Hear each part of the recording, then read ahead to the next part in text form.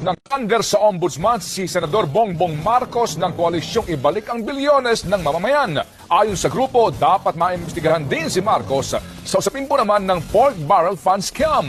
Nagpapatrol, Caroline Bonkin.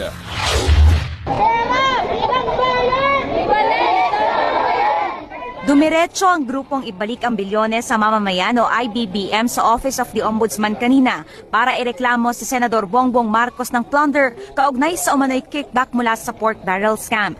Ayon sa grupo, kung pagbabasehan ng audit report ng COA, listahan ni PDAF scam whistleblower Ben Horluy at mga dokumento, 205 million pesos na pork barrel ng senador ang napunta sa mga peking organisasyon ni Janet Lim Napoles.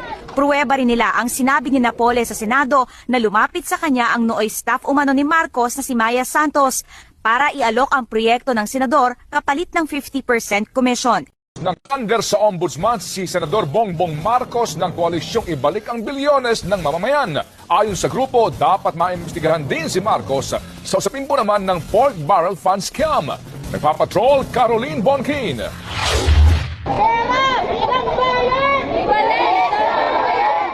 Dumiretso ang grupong ibalik ang bilyones sa mamamayan o IBBM sa Office of the Ombudsman kanina para ireklamo si Senador Bongbong Marcos ng plunder kaugnay sa umano'y kickback mula sa pork barrel scam.